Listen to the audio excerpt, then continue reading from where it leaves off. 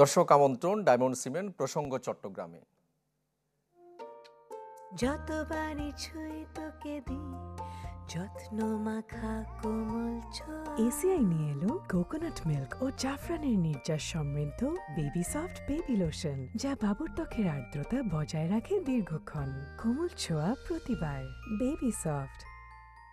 এলো instant milk powder happy cow, যেমন সাশ্রয়ী তেমনি পুষ্টিগুণে ভরপুর। আর এটা নিউজিল্যান্ডের গরুর দুধ। হ্যাপি কাউ, গরুর দুধের স্বাদ সবাই পাক। দর্শক আপনারা জানেন, চ্যানেল 24-এর সাপ্তাহিক এই আয়োজনে আমরা সমসাময়িক বিভিন্ন বিষয়ের বিশ্লেষণ করার চেষ্টা করি। আপনারা নিশ্চয়ই জানেন, বেশ কিছুদিন ধরে বাংলাদেশের ওপারে, বিশেষ করে মিয়ানমারের আরাকানে নানা ধরনের সংঘাত হচ্ছে, সেখানে নানা ধরনের পালাবদল হচ্ছে, মেরুকরণ হচ্ছে।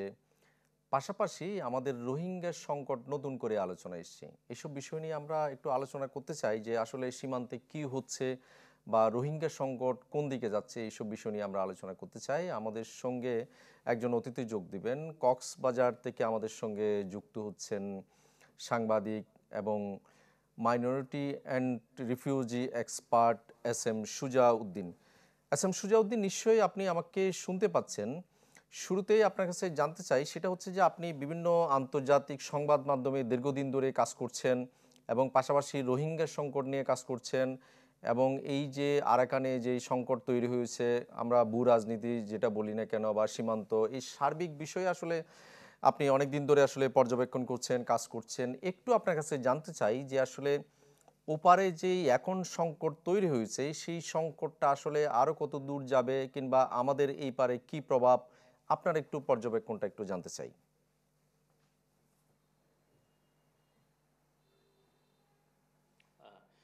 ধন্যবাদ আপনাকে এবং যারা শুনছেন চ্যানেল 24-এর মধ্য দিয়ে সবাইকে। বিশেষ করে মায়ানমারে যে ঘটনাটা চলছে, এটা আমি বলে থাকি যে মায়ানমারে একটা মাল্টি ফ্রন্ট ওয়ার চলছে, যেটা কোনো একপাক্ষিক কোনো যুদ্ধ না। সেখানে বিভিন্ন দেশের বিভিন্ন স্টেট এবং নন স্টেট অ্যাক্টর মিলেই কিন্তু তারা এই যুদ্ধে অংশগ্রহণ করছেন এবং করেছেন। এবং আমরা বেশ কয়েক বছর ধরে আমরা মায়ানমারে যেটা দেখতে পেয়েছি, সেটা হচ্ছে যে মায়ানমারে যে আনরেস্ট সিচুয়েশন সেটা পুরো মায়ানমার জুড়েই। সেটার একটা বিশেষ ব্যাপার যদি পরিলক্ষিত করেন, সেটা হচ্ছে যে রাখাইন অঞ্চলে যে ঘটনাটা ঘটছে। আপনি সেন্ট্রাল মায়ানমার যদি কেউ চিন্তা করে থাকেন, সেন্ট্রাল মায়ানমারের সাথে সাথে রাখাইন অঞ্চলকে আসলে খুবই ভিন্নভাবে দেখতে হবে, যেটা জিওলজিক্যালি খুবই ডিফারেন্ট। এবং যেটা বলা হয়ে থাকে যে মায়ানমারের যে সেন্ট্রাল গভর্নমেন্ট, সেই সেন্ট্রাল গভর্নমেন্ট আপনার রাখাইনে অঞ্চলে, বিশেষ করে আরাকান অঞ্চলে, সেই অঞ্চলে কখনো গেরিলা যুদ্ধে কখনো ভালো করে নেই। এটার একটা স্ট্র্যাটেজিক ব্যাপার হচ্ছে যে রাখাইন অঞ্চলে আমি নিজেও 2017 সালে রোহিঙ্গা ইস্যু নিয়ে মায়ানমারের ভিতরে গিয়েছি, এবং সেখানে আমি দেখেছি যে এখানকার যে জিওলজিক্যাল যে স্ট্রাকচার, সেই স্ট্রাকচার আসলে সামগ্রিকভাবে সেন্ট্রাল মায়ানমার যেভাবে বুঝতে চায়, সেটা কখনোই রাখাইনকে ওইভাবে বোঝা সম্ভব না। কারণ রাখাইনের যে যুদ্ধ, মাল্টিফ্রন্ট ওয়ার, সেখানকার অলিগলি আসলে সেন্ট্রাল মায়ানমার কোনোভাবে জানে না বা চিনে না। তো প্রথম ব্যাপারটা হচ্ছে যে আমরা অ্যাজ বাংলাদেশ আসলে এই ইস্যুটা কোনোভাবেই মানে একটা সাস্টেইনেবলি আসলে ডিল করতে পারেনি। সেটা ফ্যাসিস্ট সরকার তো কোনোভাবে পারেই নাই, এবং যার কারণে সেটার বিভিন্ন অ্যাক্টরদের সাথে কিভাবে এটার কথা বলতে হবে, কোন পলিসিতে সেখানে যেতে হবে, এবং অনেকগুলো ভুল সিদ্ধান্ত আসলে নিয়েছিল, যে ভুল সিদ্ধান্তের কারণে আমরা সাম্প্রতিক সময়ে মায়ানমারের ভিতরে যে চলমান সংকট, এবং সেই সংকটের মধ্য দিয়ে আমাদের মধ্যে যে একটা অস্বস্তিকর ব্যাপার তৈরি হয়েছে, সেটা আমরা পরিলক্ষিত করি।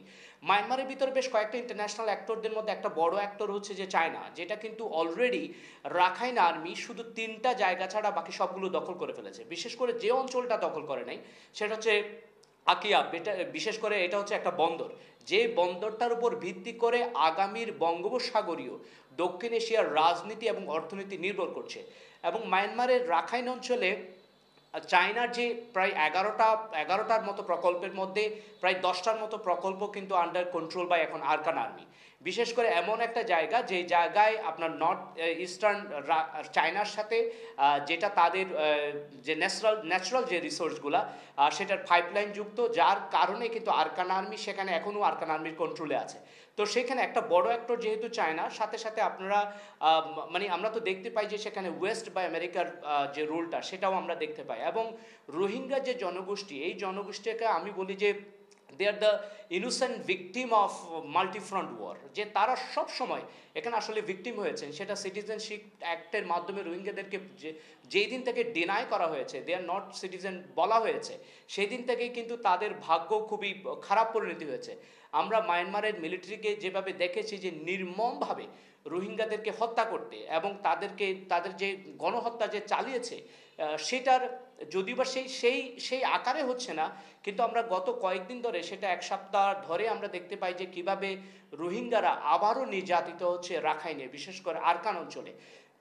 এরকম একটা পরিস্থিতিতে কোনো একটা একপাক্ষিক যদি কোনো সিদ্ধান্ত বাংলাদেশ সরকার নিয়ে থাকেন, কোনো একটা একপাক্ষিক যদি কথা বলে থাকেন, এটার আসলে কোনো ধরনের সুরাহ হবে না এবং এটা ধীরে ধীরে এই জায়গাটা আরও বাড়বে। আমরা জানি যে এটা একমাত্র বর্ডার, খুবই ক্লিয়ার বর্ডার, যে বর্ডারটার সাথে আসলে ভারতের কোনো যুগ সাজুস নাই বাংলাদেশের সাথে, কিন্তু সেই বর্ডারটা যদি আমাদের ওই পারে যারা আছেন তারা ওই পারের সকল ইস্যু কিন্তু বাংলাদেশের সাথে বহু বছর ধরে সেটা জড়িত, সেটা কালচারালি নানাভাবে কানেক্টেড, সেটা ইকোনমিক্যালি কানেক্টেড, সেটা ভূ রাজনৈতিকভাবে কানেক্টেড।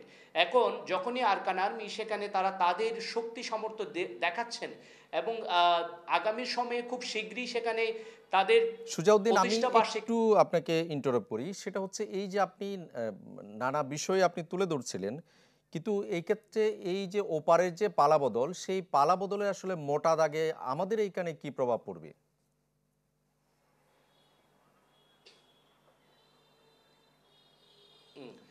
একটা প্রভাব তো আমাদের এখানে অলরেডি জনজীবনে পড়েছে। আপনি টেকনাফ, উকিয়া টেকনাফের যারা সীমান্তবর্তী এলাকার মানুষ, তারা অনেকেই বলছেন যে তারা ঘুমাতে পারছেন না, তাদের নানাবিধ শব্দ। এবং আমরা ইতিপূর্বেও দেখেছি যে কিভাবে রাখাইনের ওই পারের বিভিন্ন তাদের ভিতরে যে চলমান যুদ্ধের নানা কোলাটেরিয়াল ড্যামেজ আমরা আমাদের বর্ডারে দেখতে পেয়েছি, রকেট লঞ্চার আসা থেকে শুরু করে নানা সময়, এবং সেখানকার চলমান যুদ্ধের বিভিন্ন কোলাটেরিয়াল ড্যামেজে কিন্তু আমাদের এখানে নানাজন আহত হয়েছেন কিন্তু এর আগে।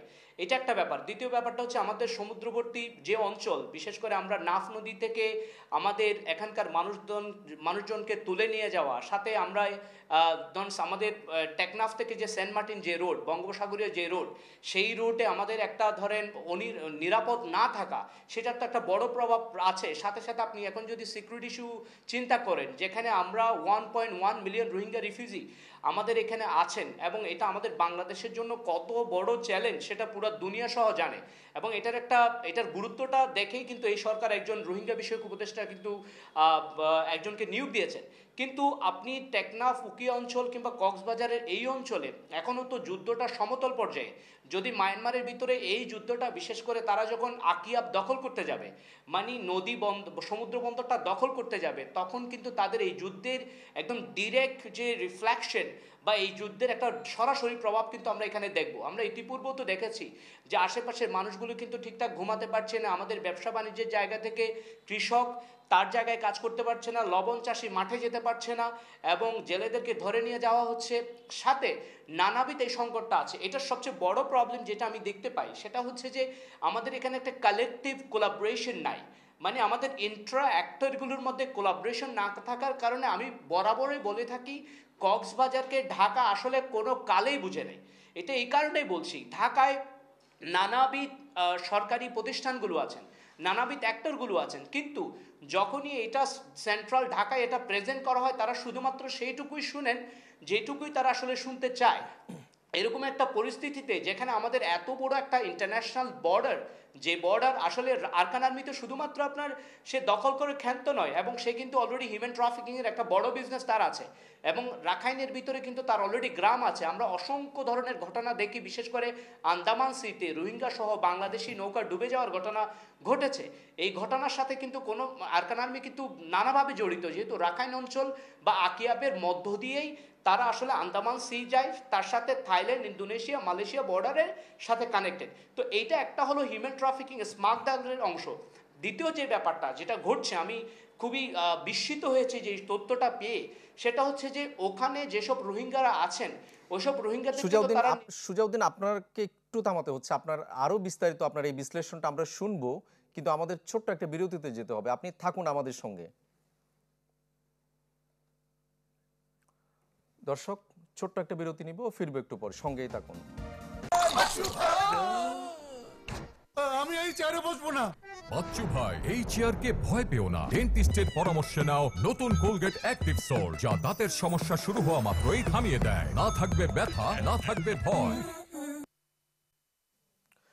দর্শক, আমরা সীমান্ত এবং রোহিঙ্গা সংকট নিয়ে আমরা আজকের পর্বে আলোচনা করছিলাম। আমাদের সঙ্গে কক্সবাজার থেকে যুক্ত রয়েছেন সাংবাদিক এবং গবেষক SM সুজাউদ্দিন। সুজাউদ্দিন, নিশ্চয়ই আপনি আমাকে শুনতে পাচ্ছেন। আপনি বিরতির আগে এই যেই সংকটটা তৈরি হলো সেটার একটা বিস্তারিত আপনি বিশ্লেষণ আপনি বলছিলেন, কিন্তু একটা বিষয়, এই যে রোহিঙ্গাদের যে আমরা বাংলাদেশ যে বছরের পর বছর যে সংকটটা আসলে বহন করে যাচ্ছে, সেই সংকটটা সমাধানের আসলেই কি উপায়? কারণ এখন যেহেতু ওই পারে যেহেতু সেখানে পালাবদল হচ্ছে, বা এই অবস্থায় আসলে রোহিঙ্গা সংকটের সমাধানটা আসলে কোথায়?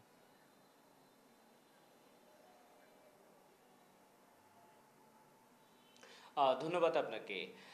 আমি যেটা বলতে চেয়েছিলাম এবং বলছি সেটা হচ্ছে যে রোহিঙ্গা সংকটের সমাধান, আসলে এটা শুনতে খারাপ লাগতে পারে, এই সংকটের সমাধান আসলে কেউ চেয়েছিল কিনা বা কিভাবে চাইলেও তারা কিভাবে চেয়েছেন সেটার কোনো ধরনের রোড ম্যাপ আমরা মানে এর আগে কখনো দেখতে পাইনি।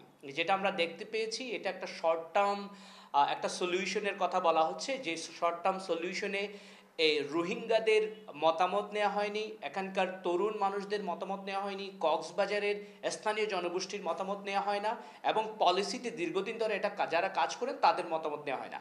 দ্বিতীয় ব্যাপারটা হচ্ছে যে এই সংকটটার সমাধানের পথ আসলে খুবই স্পষ্ট ছিল এটাই যে যখনই ওখানে মায়ানমার মিলিটারি যখনই তাদের মাল্টিফ্রন্ট ওয়ারে তারা জয়েন করেন, এবং সেখানে আরকান আর্মিও যেখানে মাল্টিফ্রন্ট ওয়ারে এবং সমানভাবে তারা যুদ্ধে অংশগ্রহণ করছিলেন, ওই জায়গায় রোহিঙ্গাদের বা ওইখানে যারা রোহিঙ্গারা আছেন তাদের রোলটা কি হবে সেটা নিয়ে কিন্তু নানাবিধ আলোচনা সেখানে হয়েছিল। বিশেষ করে রিপাট্রিয়েশন যে প্রসেসের যে কথাটা বলা হয়, যে তাদের প্রত্যাবর্তনের যে ব্যাপার, আগে যতটা না সহজ হয়েছিল মায়ানমার মিলিটারির সাথে সেটা ডিল করে অথবা মায়ানমার সরকারের সাথে ডিল করে একটা ডিপ্লোমেসির মাধ্যমে, এখন কিন্তু এটা অনেকটা কঠিন হয়ে গেছে। কারণ এখন আপনি এক অর্থে রাখাইনের যারা আরকান আর্মি, তারা তো আপনার সেন্ট্রাল মায়ানমারের অফিসিয়ালি অংশ না, এবং তারা ন্যাশনাল ইউনিটি গভর্নমেন্টের পার্টও না। এক হচ্ছে যে সেন্ট্রাল যে গভর্নমেন্টটা চালাচ্ছেন তাদের অংশ না, দ্বিতীয়ত হচ্ছে যে ন্যাশনাল ইউনিটি গভর্নমেন্টের অংশ না, থার্ড হচ্ছে তারা একটা নন স্টেট অ্যাক্টর। তো সেই জায়গা থেকে আপনি যদি কারোর সাথে ডিল করতে যান, আসলে রোহিঙ্গাদের প্রধানতম যে সমস্যাটা, তাদেরকে শুধু সেই দেশে ফেরত যাওয়া নয়, তাদের সেই দেশের নাগরিকত্ব এবং তাদের মানবাধিকার নিশ্চিত করা। তো সেই জায়গা থেকে সেটার অথরিটি আসলে এখন কারা, বা কারাই সেখানে অথরিটিটা দিবেন? কারণ আরকান আর্মি তারা শুধুমাত্র তাদের যে স্টেট, তাদের যে আরাকান যে অঞ্চল, তারা শুধুমাত্র সেটা নিয়ে ভাবছেন, এবং এর আগে আমরা তাদের কোনো আগ্রহ দেখি নাই ন্যাশনাল ইউনিটি গভর্নমেন্টে।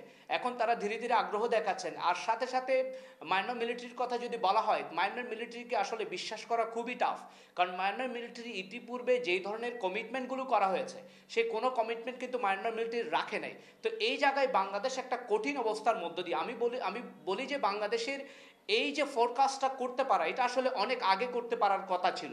এবং যখনই মায়ানমারের ভিতরে চলমান যুদ্ধটা চলছে, সেই যুদ্ধে বাংলাদেশ তো কোনোভাবেই তো বাংলাদেশ সেটার কনসার্ন না থাকার কথা না, যেহেতু আমরা সেখানকার সমস্যার রেজাল্ট কিন্তু আমাদের এখানকার মানুষের জনজীবন বিপন্ন হয়েছে। এবং মায়ানমারের ভিতরে যারা ড্রাগ স্মাগলাররা আছেন, এবং ইতিমধ্যে আমরা নানাভাবে জেনেছি যে ধরেন সেখানে যেসব আলটিমেটলি যারা সেখানে স্মাগলিং করছেন, তারা কিন্তু সেখানকার ফ্রন্টিয়ার যারা ওয়ারে জয়েন করছেন তাদের সাথে যুক্ত হচ্ছেন। তার মানে কি, সেখানে যদি তারা সেটা নিয়ে আরও বেশি, আমরা বিভিন্ন ইনভেস্টিগেটিভ রিপোর্টে দেখেছি যে সেখানে আপনার অনেকগুলো মাদকের কারখানা আছে। United nation drugs and crime একবার অপারেশনে করেছিলেন। তো সেই কারখানা যদি থেকে থাকে, সেটার কনজিউমার আসলে কারা? এবং সেখানে শুধুমাত্র আমাদের বর্ডার সিকিউরিটি বা রোহিঙ্গা আসার জন্যই যে আমাদের বর্ডারকে সুনির্দিষ্টভাবে সুপরিকল্পিতভাবে সাজাতে হবে বা মনোযোগ দিতে হবে, সেটা কিন্তু নয়।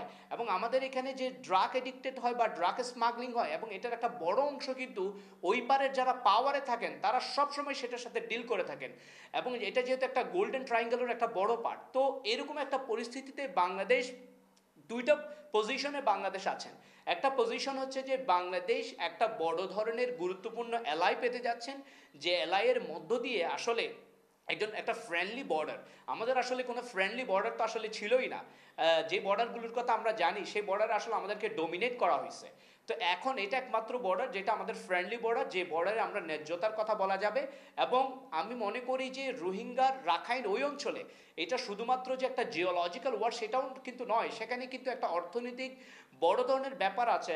আমি ইতিপূর্বেই বলেছি 1.4 বিলিয়ন যে ইনভেস্টমেন্টটার কথা বলা হচ্ছে, সেই ইনভেস্টমেন্টটা কিন্তু আলটিমেটলি অলরেডি আরকান আর্মির দখলে। এবং আমরা খুবই নির্ভরযোগ্য সূত্রে জানতে পেরেছি যে আরকান আর্মির ধরেন টপ 1 থেকে 3-র মধ্যে টপ 2জন কিন্তু ইতিমধ্যে তারা চায়নাতে আছেন, তারা একটা নেগোসিয়েশন করবার চিন্তা করছেন। এবং সেই নেগোসিয়েশনের পর্যায়টা আসলে কি হবে, তারা কি নেগোসিয়েশন করে, তারা কি আসলে সেটা সিজ ফায়ারে আসবেন, নাকি তারা তাদের যে রোল সেটা প্লে করবেন। আর অপরদিকে ভারত তো স্বভাবতই চাইবে যে একটা সুবিধা গ্রহণ করার জন্য, যে আরকান আর্মির ভিতরে অনেকেই আছেন যাদের রীতিমতো ভারতীয় পাসপোর্ট নিয়ে তারা সেখানে আসা যাওয়া করেন বা তাদের যোগ্যসাজস আছে, নানাভাবে তাদের যোগাযোগ আছে। কিন্তু যদিও বা আরকান আর্মির এইটা যদি তাদের মনে থাকে, আরকান আর্মির সাথে বিশালভাবে ভারত কিন্তু একটা বিট্রয় করেছিল এবং তাদের বড় একটা জাহাজকে ডুবিয়ে দেওয়ার ঘটনা আমরা নানাভাবে বিভিন্ন গণমাধ্যমে সেই সময় আসছিল। তো আরকান আর্মি যেহেতু ওই পারে তারা স্বাধীনতাকামী জনগোষ্ঠী এবং তারা দীর্ঘদিন ধরে যেহেতু সেখানকার তাদের মানুষের অধিকার কথা বলছেন, কিন্তু তাদের কিন্তু কোনোভাবেই আরকান ওই অঞ্চলটা রোহিঙ্গাদের অংশগ্রহণ ছাড়া এবং রোহিঙ্গাদের চিন্তার প্রয়োগ ছাড়া আরকান কিন্তু কখনোই কোনোভাবে ভালো ছিল না। এবং সেটা যদি আরকান আর্মি মাথায় রাখে এবং আগামী সময়ে একটা বড় ধরনের ডেভেলপমেন্ট যদি হয়, সেখানে যে কোনোভাবেই রোহিঙ্গা জনগোষ্ঠীর সুজাউদ্দিন, অংশগ্রহণ। আপনার কথা আমরা আসলে আরো শুনবো, কিন্তু আমাদের ছোট্ট একটা বিরতি নিতে হবে। বিরতি নিয়ে এসে আপনার কথা আমরা আরো শুনবো, আপনি থাকুন আমাদের সঙ্গে। দর্শক, আমরা সীমান্ত এবং রোহিঙ্গা সংকট নিয়ে আলোচনা করছিলাম। আমাদের সঙ্গে কক্সবাজার থেকে যুক্ত রয়েছেন সাংবাদিক এবং গবেষক SM সুজাউদ্দিন। সুজাউদ্দিন, আপনি নিশ্চয়ই আমাকে শুনতে পাচ্ছেন। আপনি বিরতির আগে এই যে রাখাইনে সেই এবং সীমান্তবর্তী যে ভূ রাজনীতি সেটা নিয়ে আপনি বলছিলেন। একটা বিষয়, এই যে আমরা রোহিঙ্গা সংকট বা রোহিঙ্গাদের প্রত্যাবাসনের কথা বলছি, কিন্তু কোনো কোনো বিশেষজ্ঞ বা কোনো কোনো কূটনীতিকরা বলছিলেন যে এই যে সংঘাত হচ্ছিল রাখাইনে, সেখানে আসলে রোহিঙ্গাদের একটি অংশ যারা এখনো রাখাইনে আছে তাদের একটি অংশ জান্তা বাহিনীর হয়ে কাজ করেছে, যার কারণে এই আরাকান আর্মির সাথে তাদের যে দূরত্ব, তাদের যে সেখানে একটা গ্যাপ সেটা যে রয়ে গেছে, এইটা রোহিঙ্গা প্রত্যাবাসনের ক্ষেত্রে একটা জটিল হয়ে উঠতে পারে। আপনার কি মনে হয়?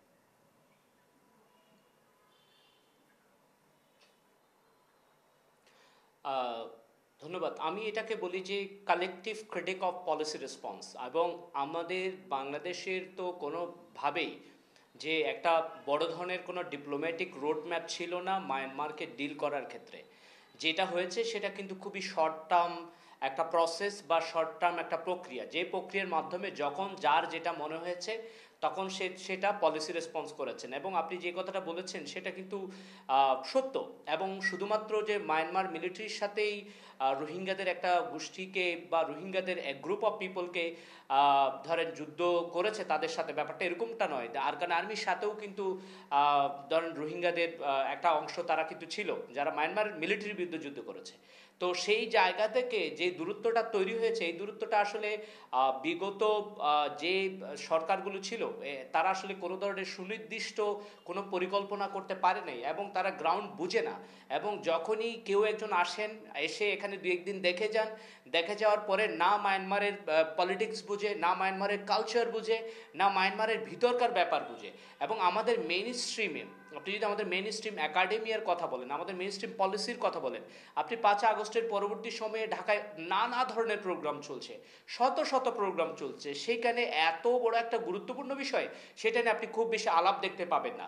এবং যে আলাপগুলো আছে সেগুলো খুবই খুচরা আলাপ। তো সেই জায়গা থেকে আরকান আর্মির যে তার যে ধরেন একটা অভিমানের যে ব্যাপার, সেই অভিমানের ব্যাপারটা শুধুমাত্র এটার জন্য এটাও নয়, সে নানা জায়গা থেকে নানা শক্তি সে পাচ্ছেন, যে শক্তির বলে সে তো চায়নাকেও সে খুব বেশি কেয়ার করছেন না। এবং যদি আকিয়াবের ওই অঞ্চলটা আরকান আর্মি দখল করে ফেলে এবং আকিয়াব পোর্ট সহ আরও 3টা গুরুত্বপূর্ণ জায়গা সিতুয়ের, সেটা যদি তারা দখল করে, এটা বুঝতে হবে সেটা কিন্তু চায়নাকেও খুব বেশি কেয়ার করে না।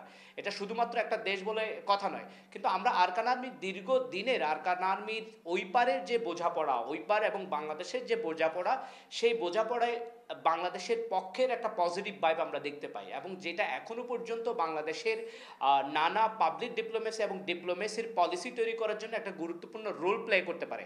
আবার রোহিঙ্গাদের যে বিষয়টা, রোহিঙ্গাদেরকে তো সবাই আসলে তাদের হাতিয়ার হিসেবে ব্যবহার করেছে। সেটা মায়ানমার মিলিটারি থেকে শুরু করে অং সান সুচির বাবা যখন ইলেকশন করেছিলেন, সে অং সান সুচির বাবাও কিন্তু এই রোহিঙ্গাদেরকে তাদের হাতিয়ার হিসেবে ব্যবহার করেছেন। এবং অং সান সুচি নিজেও যখন ইলেকশন করেছেন এবং তার ইন্টারন্যাশনাল উইংগুলোতে সে যখন তার আধিপত্য দেখিয়েছেন এবং ইন্টারন্যাশনালি সে সাউন্ড হচ্ছিলেন, তখনই কিন্তু ইউকে সহ বিভিন্ন জায়গায় তারা রোহিঙ্গাদের ধারায় কিন্তু আশ্রিত ছিলেন এবং তাদের অংশগ্রহণে নানাভাবে সে শক্তিশালী হয়। আমরা যদি ইয়ার কথা জানি যে ডক্টর কুনাই যে অং সান সুচির স্টেট কাউন্সিলর পদবিটা যিনি তৈরি করেছিলেন, এবং সে তো রোহিঙ্গা ব্যাক ছিলেন যে কিন্তু অ্যাসাসিনেটেড হয় সেই মায়ানমারের ভিতরে। তো রোহিঙ্গাদেরকে নানাভাবে যে ব্যবহার করার যে নৃশংস প্রক্রিয়া, এটা আসলে একটা হিউম্যান সোসাইটিতে কিংবা এই মডার্ন ওয়ার্ল্ড এটা আসলে খুবই দুঃখজনক। সেটা যেমন মায়ানমার মিলিটারির পক্ষে, সেটা তেমন আরকান আর্মির পক্ষে, এবং নানা সময় আমরা নানা অ্যাক্টরগুলোকে তাদেরকে ব্যবহারের দিকে ব্যবহার করতে দেখতে পাই। এটার একটা বিশেষ কারণ হচ্ছে যে রোহিঙ্গাদের ভিতরে ফর এ লং টাইম কোনো একটা সাস্টেইনেবল লিডারশিপ তৈরি হয় নাই, এবং যখনই কোনো লিডারশিপ তৈরি হয়েছে সেটা কারো তৈরিকৃত লিডারশিপ, এবং যার কারণে যখনই কোনো রোহিঙ্গা ডেভেলপমেন্টটা চায় মায়ানমার ওই পারে তাদের শক্তি সুজাউদ্দিন, সামর্থ্যের একটু যে আমাদের আসলে সময় একেবারেই কম, আপনি যদি একটু ছোট্ট করে বলেন এই মুহূর্তে বর্তমান বাস্তবতায় রোহিঙ্গা প্রত্যাবাসন নিয়ে আপনি আসলে কতটা আশাবাদী?